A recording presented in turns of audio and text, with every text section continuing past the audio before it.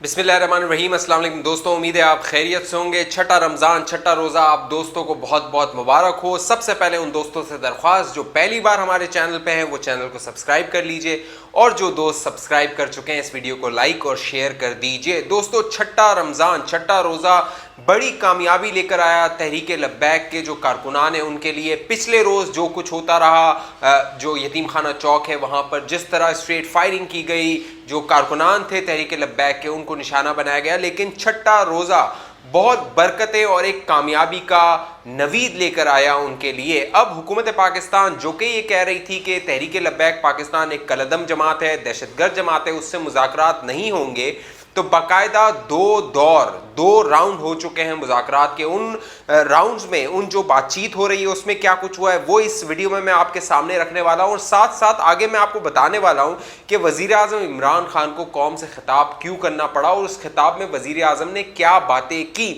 पहले आप दोस्तों को बताते हैं कि जो ये हुकूमत कह रही थी, फवाद चौधरी साहब जो कि अभी वफाकी वजीर बने, वजीर इत्तलात बने हैं, वो कह रहे थे हुकूमत की रिट को जो चैलेंज करेगा उससे बात नहीं होगी। लेकिन फिर शेख रशीद साहब का एक वीडियो बयान आया और उसमें उन्होंने कहा, क्योंकि शेख रशीद भी पिछले कई दिनों से बहुत भड़क रहे थे, पुदक रहे थे और कह रहे थे कोई बातचीत नहीं होगी, ये दहशतगर्द हैं, ये कलदम है, इनसे कोई बात नहीं होगी, स्टेट की रिट को मुसल्लत किया जाएगा। लेकिन फिर शेख रशीद साहब को पिछली रात पूरी जागना पड़ा, क्योंकि जो तहरीक लब्बैक थी उसके साथ मुज़ाकरात हो रहे थे, बातचीत हो रही थी। पहले ही मैं अपनी वीडियोस में आपको बता चुका हूं, ये हमारे लोग हैं, पाकिस्तानी हैं। अगर इनसे आपको इख्तलाफ है, बातचीत कीजिए, दलाइल दीजिए और इनको कायल कीजिए। तो अब ये मामला हुआ है, सिर्फ जो है वो ये मुज़ाकरात नहीं हो रहे, बल्कि जेल में आज साद रिजवी साहब से भी मुलाकात हुई है, वहाँ पर भी उलमाए कराम गए और उनसे बातचीत की है। ये जो हुकूमत के साथ तहरीक लब्बैक के रहनुमाओं के मुज़ाकरात हो रहे हैं, इसमें तहरीक लब्बैक की जानिब से 4 मुतालबात रखे गए हैं, और इन मुतालबात में सबसे पहला जो मुतालबा है वो है फ्रांसीसी सफ़ीर को मुल्क बदर करना। फ्रांस के जो सफ़ीर हैं उन पाकिस्तान में, उनको बेदखल करने के हवाले से तहरीक लब्बैक ये मुतालबा कर रही है। दूसरा उनका जो मुतालबा है वो है कि साद रिजवी जो हैं, जो कि अमीर हैं, सरबराह हैं तहरीक लब्बैक के, उनकी रिहाई। तीसरा मुतालबा है शेख रशीद का इस्तीफ़ा, और चौथा मुतालबा है कि जो असीरान हैं, जो कि कारकुनान हैं तहरीक लब्बैक के, उनको गिरफ्तार किया गया है, उनको भी रिहा किया जाए। तो ये मुतालबात हैं जो कि रखे गए हैं पंजाब हुकूमत की जानिब से। जो गवर्नर पंजाब हैं मोहम्मद सरवर, चौधरी मोहम्मद सरवर, वो थे। साथ साथ वज़ीर कानून राजा बशारत जो है वो इन मुज़ाकरात में शामिल थे। और तहरीक लब्बैक के जो रहनुमा हैं वो अपने मुतालबात से पीछे हटने को तैयार नहीं हैं। जो पंजाब की हुकूमत है, जो कि गवर्नर पंजाब हैं और वज़ीर कानून है राजा बशारत, वो ये मुतालबा कर रहे हैं तहरीक लब्बैक के रहनुमाओं से कि आपने जो 20 तारीख की कॉल दी हुई है, कल जो लॉन्ग मार्च की कॉल दी हुई है इस्लामाबाद की जानिब, उसको वापस लिया जाए। लेकिन तहरीक लब्बैक के जो रहनुमा हैं वो उससे पीछे हटने को तैयार नहीं है। अब जो ये दो मुज़ाकराती दौर हुए हैं उनमें ये बातचीत सामने आई है।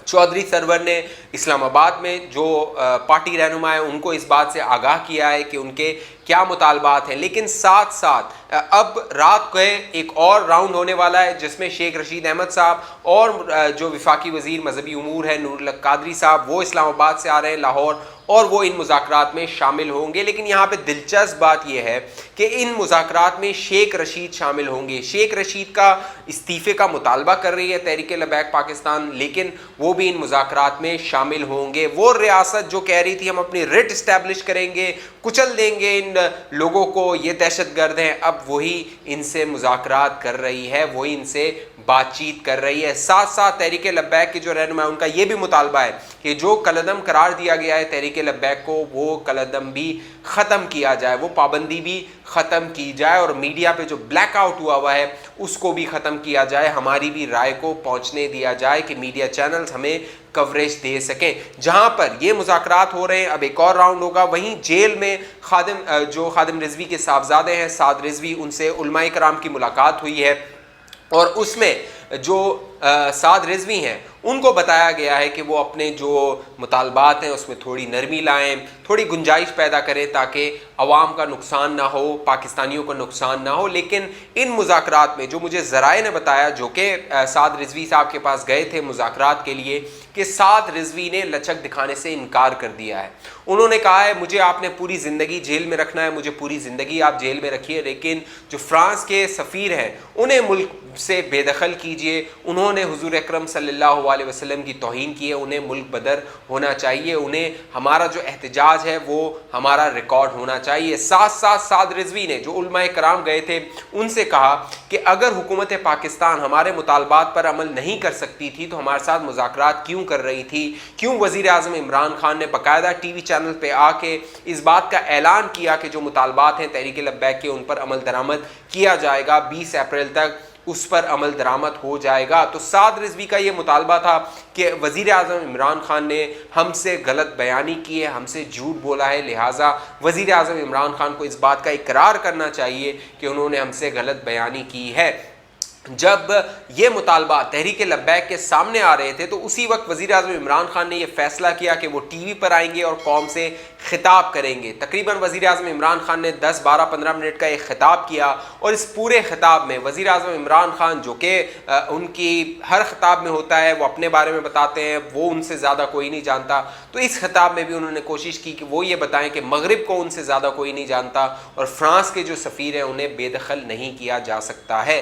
साथ साथ वज़ीर आज़म इमरान खान ने यह भी बताने की कोशिश की कि क्यों फ्रांस के सफ़ीर को बेदखल नहीं किया जा सकता है। उन्होंने वो नुकसानात गिनाने की कोशिश की कि हमारी मईशत में जो है वो बेहतरी आ रही है, लोगों को रोज़गार मिल रहा है, यूरोप में टेक्सटाइल जो है वो हमारी जा रही है, और अगर फ्रांस के सफ़ीर को बेदखल कर दिया जाता है तो तमाम यूरोपीय ममालिक के जो सुफरा हैं, जो सफ़ीर हैं, वो इस मुल्क को छोड़ देंगे और वो मुल्क से चले जाएंगे और पाकिस्तान के अवाम को, पाकिस्तानियों को बहुत नुकसान होगा।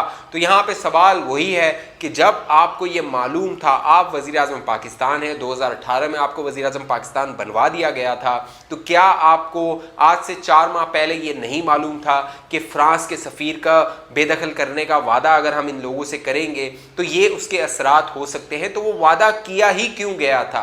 अब दिलचस्प एक और बात यह है कि तहरीक लब्बैक के कारकुनान जिन पर यह इल्ज़ाम लगा कि उन्होंने पुलिस के एहलकारों को हिरासत में लिया, पुलिस के एहलकारों को जो है वो यरगमाल बनाया, तो जो वीडियोज़ आई हैं पुलिस एहलकारों की उनकी हिरासत से, उसमें भी वो ये मुतालबा कर रहे हैं कि जो इनके साथ मुआहिदा हुआ था उस पर अमल दरामद किया जाए। तो रियासत को ये बात तस्लीम करनी चाहिए कि उसने गलत बयानी की, उसने जो वादा किया वो झूठा था, वो गलत था। जिस तरह इमरान खान ने इलेक्शन से पहले जो झूठे वादे किए थे वो अब बार बार इस तरह के वादे कर रहे हैं और तहरीक लब्बैक के रहनुमाओं के साथ भी ये वादे किए गए हैं। लेकिन इस पूरे मामले सबसे अहम बात यह है कि तहरीक लब्बैक को इस पूरे मामले से बहुत कुव्वत मिली है, सियासी तौर पे बहुत कुव्वत मिली है, और अब जब रियासत उनके मुतालबात मान रही है, उनसे मुज़ाकरात कर रही है, उनको तस्लीम कर रही है, तो इससे उनको तक़वियत मिलती है। और जो रियासत का एक बयानिया था कि ये दहशतगर्द हैं, इनको कुचल देंगे, रियासत की रेट को जो है वो नाफिज करेंगे, तो ये मामला जो लाल मस्जिद ऑपरेशन हुआ था तब भी नहीं हुआ था, मॉडल टाउन का वाक़या हुआ था तब भी नहीं हुआ था, तब भी रियासत को मुज़ाकरात करने पड़े थे, बातचीत करनी पड़ी थी। अफ़गानिस्तान में जंग हो रही है, अमेरिका को तालिबान के साथ बातचीत करनी पड़ी।